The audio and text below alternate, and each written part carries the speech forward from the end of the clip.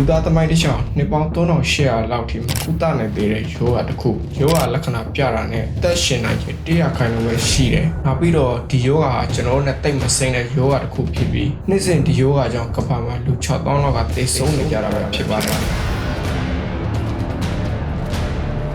ဒီယောဂကတော့ rapid fire တနည်းအားဖြင့်ခွေးဥပြင်ယောဂလို့လည်းခေါ်ပါတယ်ခွေးဥပြင်ယောဂဟာဘယ်လောက်ထိကြောက်ဖို့ကောင်းလဲခုလိုခေတ်ကြီးမှာတော့ဘာလို့ကုသနိုင်တဲ့ဆေးမရှိသေးတာလဲဆိုတော့ဒီဗီဒီယိုမှာပြောပြပေးပါမယ်ဒီယောဂဟာလွန်ခဲ့တဲ့ BC 2000လောက်ကတည်းကရှိနေခဲ့တာပါ BC 2000လောက်တုန်းက Iraq data မှာခွေးကက်ခံရတာနဲ့လူသေဆုံးနိုင်တယ်ဆိုတာကိုသိရှိခဲ့ကြပြီး BC 400လောက်ထိဒီယောဂဟာ virus တစ်ခုဖြစ်ကြောင်းတော့မသိရှိခဲ့ကြပါဘူး19ရာစုအရောက်မှာတော့ဒီယောဂဟာ virus တစ်ခုဖြစ်ကြောင်းနဲ့ကုသရမရကာကွယ်ဆေးမရှိ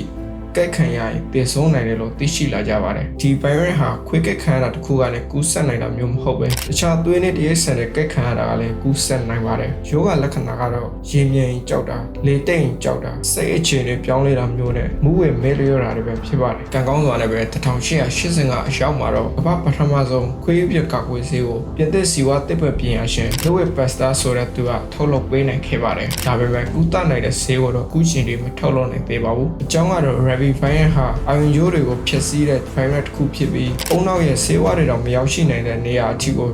Vine တွေကရောက်ရှိနိုင်ကြလို့ပါနောက်ပြီးယောဂလက္ခဏာလည်းကက်ခံရတာနဲ့ပြတာမျိုးမဟုတ်ပဲလတွေနှစ်တွေကြာမှယောဂလက္ခဏာပြလာပြီးအဲ့ဒီအချိန်ကလည်းဘလို့မှကူးသားလို့မရနိုင်တော့တဲ့အချိန်ပဲဖြစ်ပါတယ်ယောဂလက္ခဏာပြပြီးတစ်ပတ်သို့မဟုတ်3ရက်အတွင်းမှာသေဆုံးစေနိုင်တာကြောင့်ခွေးကက်ခံရတာနဲ့ဆက်ပြရေနဲ့15မိနစ်ခန့်ပွက်ဆေးပြီးရင်းဆက်ရဆေးုံဆေးကတွေမှာကာကွယ်ဆေးထိုးသန့်ကြောင်းဆရာဝန်တွေထုတ်ပြန်ထားကြပါတယ်ဒီလောက်ဆိုရင် rapid fire ရဲ့အကြောင်းကိုသဘောပေါက်လောက်ပြီးထင်ပါတယ်ဒီယောဂကြောင့်အဓိကသေဆုံးရတဲ့အကြောင်းအရာကတော့ပိုးဆံမှုကြောင့်ပါပဲဒါကြောင့်တရိတ်ဆန်တွေကက်ခံရရင်အင်းဆက်ရဆေးုံဆေးကတွေမှာဆေးကုသမှုခံရအကျဉ်းပြုချင်ပါတယ်ဆုံးဖြတ်ကြည့်ရှုပေးခဲ့တဲ့အတွက်ကျေးဇူးအထူးတင်ရှိပါတယ်နောက်ပြီးတော့မှပြန်ဆုံတွေ့ကြပါမယ်